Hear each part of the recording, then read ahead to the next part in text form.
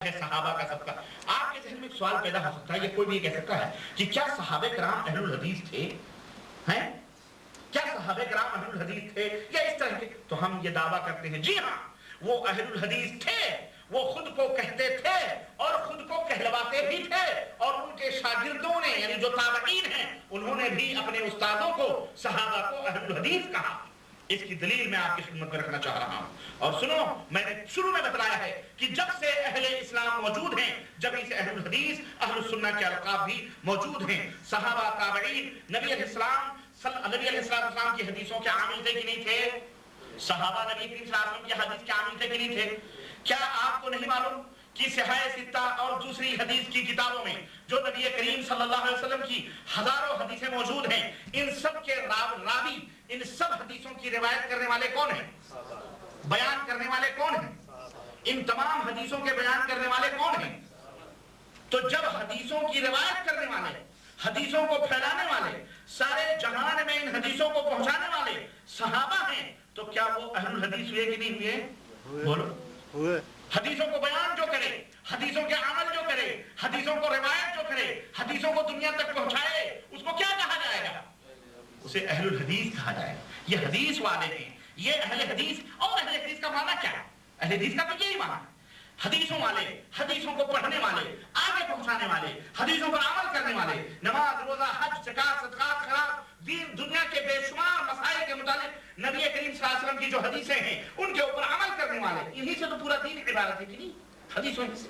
تو بس ان حدیثوں سے واسطہ اور رابطہ رکھنے والے, اسلام کو اس حدیث کے ذریعے سے پہنچانے والے, عمل میں لانے والے صحابہ کرام, تو یہ اہل حدیث ہوئے. کوئی کہہ سکتا ہے کہ وہ تھے تو اہل حدیث, لیکن کیا یہ آپ ثابت کر سکتے ہیں کہ انہوں نے کبھی اپنے آپ کو اہل حدیث کہا ہو؟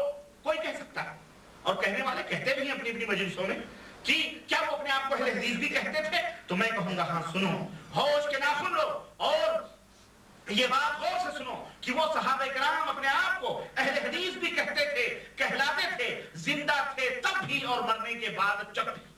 ان کے شاگرد ان کو اہل حدیث کہتے تھے. اور سنو, میں صحابہ کرام کی بات کر رہا ہوں, صحابہ کی, ائمہ اربعہ کی ولادت سے پہلے. ائمہ اربعہ تو بعد میں پیدا ہوئی ہیں, میں صحابہ کرام کے زمانے کی بات کر رہا ہوں. اور یہ جو دیگر فرقے اور مذاہب پیدا ہوئے ہیں ان سے بھی پہلے, اس سنہری اور بابرکت دور میں جس میں کوئی اختلاف نہیں تھا, لیکن اہل حدیث وہ اپنے آپ کو کہتے تھے. ایک یہ جماعت اہل حدیثوں کی موجود تھی اور وہ صحابہ کرام رضوان اللہ علیہم اجمعین کی جماعت تھی, اور وہ لقب اہل حدیث کا متعارف تھا. لوگ جانتے تھے کہ اہل الحدیث کس کو کہا جاتا ہے. امام ذہبی حوالہ نمبر 1 میں دے رہا ہوں کہ صحابہ کرام کو اہل الحدیث کہا جاتا تھا. اور آج جو لوگ یہ کہتے ہیں کہ اہل الحدیث سے کفر کی بو آتی ہے, ذرا وہ بھی ہوش کے ناخن لیں. میں حوالے پہ آ رہا ہوں. اور امام ذہبی, اللہ اکبر, کون ہے معلوم ہے؟ امام ذہبی کہتے ہیں کہ اگر میں منارے پہ کھڑا ہو جاؤں, میرے سامنے دنیا کے لوگ کھڑے ہوں تو میں بتا دوں گا فلاں فلاں فلاں فلاں کس سن میں پیدا ہوا ہے اور کس سن میں مرا ہے, اس کی کتنی مرضیات ہیں. یہ وہ شخص ہے امام ذہبی.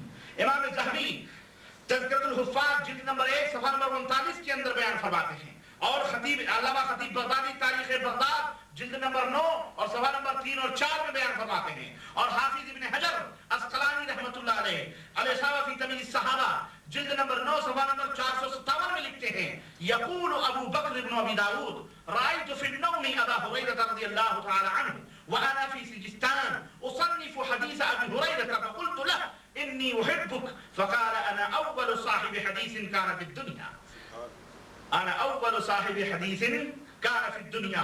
ابو بکر ابن داؤد کہتے ہیں کہ میں نے خواب میں حضرت ابو ہریرہ رضی اللہ تعالیٰ عنہ کو دیکھا, اور میں مقام سجستان میں تھا اور ابو ہریرہ کی روایت کردہ حدیثوں کو میں لکھ رہا تھا.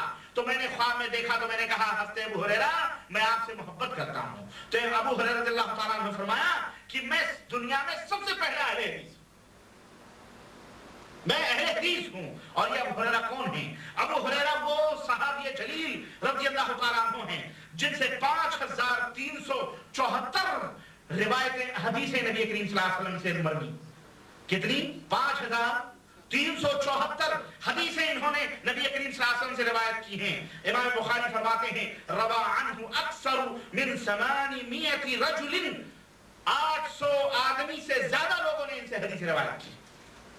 اور حضرت ابو ہریرہ سے 800 लोगों से ज्यादा लोगों ने जो है क्या कहते हैं हदीसें रिवायत की हैं। और अबू बकर जिन्होंने ख्वाब में देखा था, ये कौन है? ये हजरत अबू दाऊद, जो सुनन अबू दाऊद, जिन्होंने सुनन अबू दाऊद लिखी है, जिस सुनन तिरमिज़ी है, अबू दाऊद है ना, तो अबू दाऊद के बेटे अबू बकर, इनका नाम अब्दुल्ला है। मुहद्दिसीन ने इनके बारे में फरमाया है ये सिका हैं, ये मकबूल हैं। और जब इनकी वफात हुई है तो इनके नमाज जनाजा में 3 लाख लोग शरीक हुए थे। हज़रत अबू दाऊद के साहबजादे अब्दुल्ला अबू बकर, जिनकी कुन्नियत है, 3 लाख से ज्यादा लोग शरीक थे और 80 दफा नमाज जनाजा इनकी पढ़ी गई है।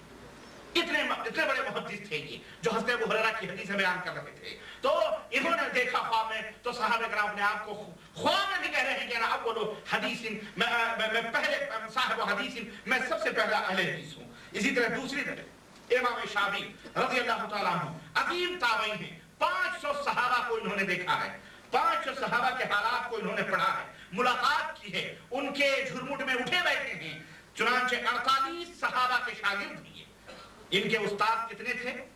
सहाबे कराम जो नबी करीम सल्लल्लाहु अलैहि वसल्लम के शागिर्द थे। हजरत इमाम शाफी 48 सहाबा के सामने ज़ानुए तलम्मुज़ इन्होंने तय किया है। ये 48 सहाबा के शागिर्द हैं और इनसे अहादीस का इल्म हासिल किया है।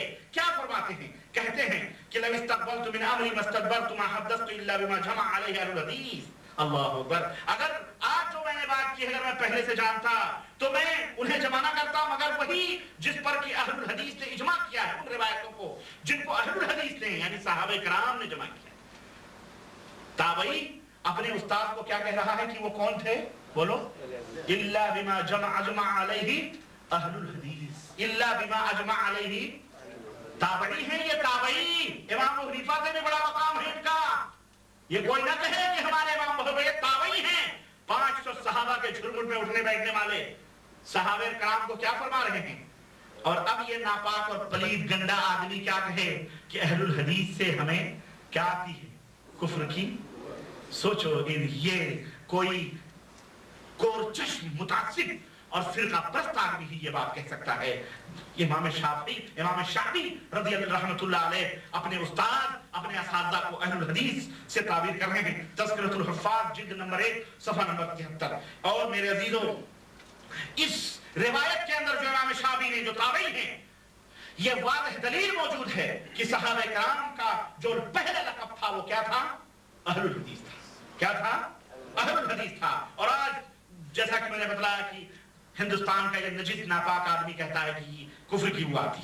हमने कहा देवी और देवताओं के बंदे जहां हों वहां खुशबुओं का गुजर कहां से होगा? खुद बदबूदार लोगों को दूसरों की खुशबू कहां महक नजर आई हुई है, खुद गंदगियों में। तो ये देवी देवताओं के बंदों में रहने वाले लोगों को नहीं समझ आती है, खुशबुओं का गुजर वहां नहीं होता है। और तीसरी दलील देखो, यही हजरत इमाम शाफी रज़ी रहमतुल्लाह अलैह ताबई हैं। ये कहते हैं इनसे बिना नफरुम मिन असहाबुल हदीस, हमें जरा इन असहाबुल हदीस, अहलुल हदीस से जरा दूर लेके चलो थोड़ा सा। अब बगल में, क्योंकि मैं उतार चुका हूं, जरा सा मुझे राहत की जरूरत है। इनकी मजलिस में बैठे बैठे तो हदीसें ही हदीसें सुनने को मिलती।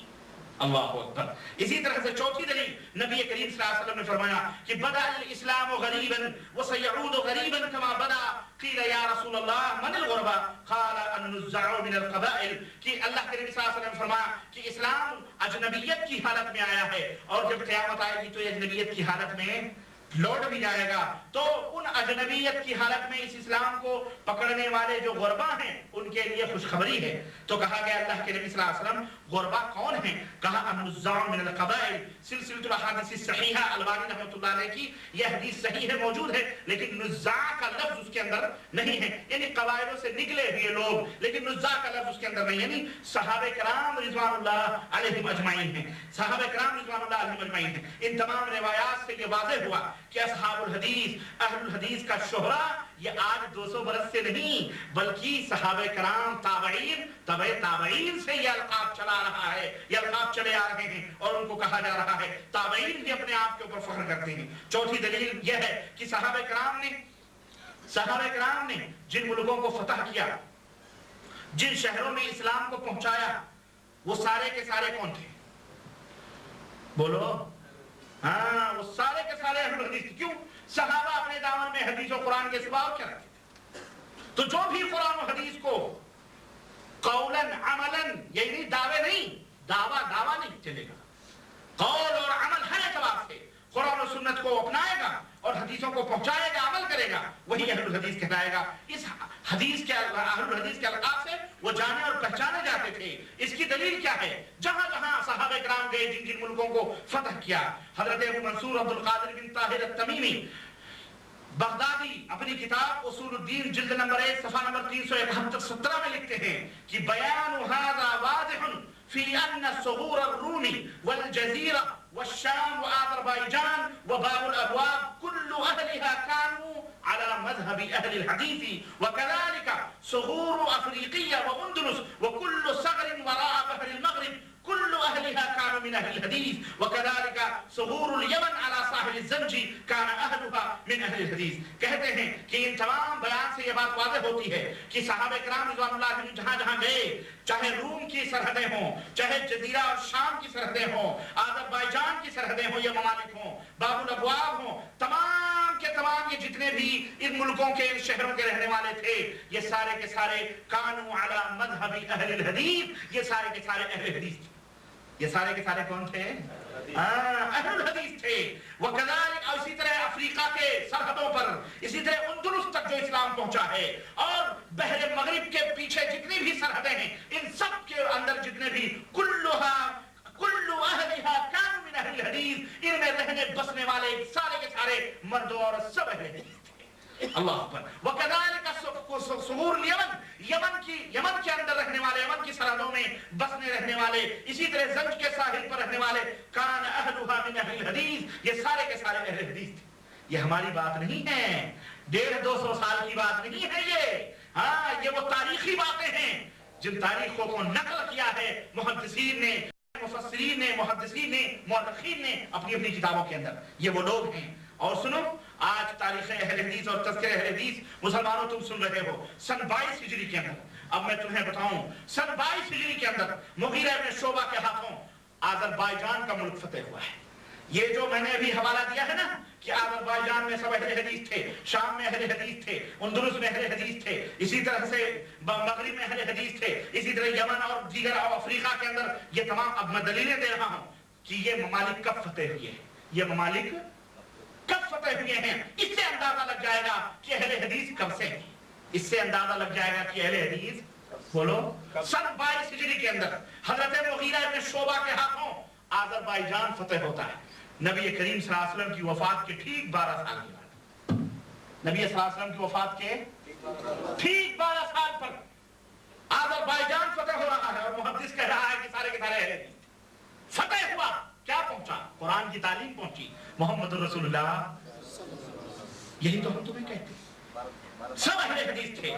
سن 29 اور اسی طرح سن 22 ہجری کے اندر طرابلس فتح ہوا، کس کے ہاتھوں پر؟ حضرت عمرو بن عاص رضی اللہ تعالیٰ عنہ کے ہاتھوں پر، سن 22 ہجری کے اندر۔ اسی طرح سن 29 ہجری کے اندر اندلس فتح ہوا، حضرت طارق جو موسیٰ ابن نصیر کے آزاد کردہ غلام تھے، ان کے ہاتھوں پر اندلس کو فتح کیا گیا۔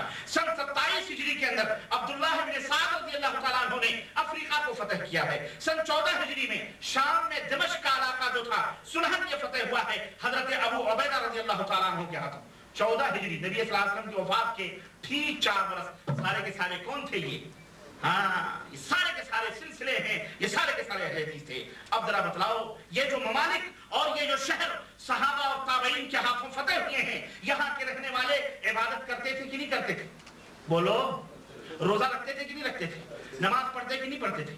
عقیدہ ان کا رکھتے تھے اسلام پر کہ نہیں رکھتے تھے؟ یہ فتح شدہ ممالک تھے، مسلمان رہتے بستے تھے، دین مانتے تھے کہ نہیں مانتے تھے؟ یہ کس مذہب میں؟ یہ حنفی تھے؟ یہ حنفی تھے؟ یہ شافعی تھے؟ سن 94 ہجری کے اندر محمد ابن قاسم رحمت اللہ علیہ تقریباً 4 یا 12 ہزار فوجیں لے کر سندھ کے سرحدوں پہ داخل ہوتے ہیں، اور وہاں اسلام کا جھنڈا گاڑتے ہیں، اور کاروں کے کافروں کے قافلے مسلمان ہوتے ہیں۔ ہاں، سن 93 ہجری کے اندر وہاں نماز ہوتی تھی کہ نہیں ہوتی تھی؟ کون سا دین لے کے گئے، کون سا مذہب لے کے گئے، مجھے بتاؤ۔ اگر کہتے ہو حنفی تو امام ابو حنیفہ رحمۃ اللہ علیہ سن 80 میں پیدا، 12 برس کے تھے، نابالغ تھے۔ امام صاحب کیا تھے؟ اس زمانے میں جب اسلام پہنچا ہے نابالغ تھے۔ کیا تھے؟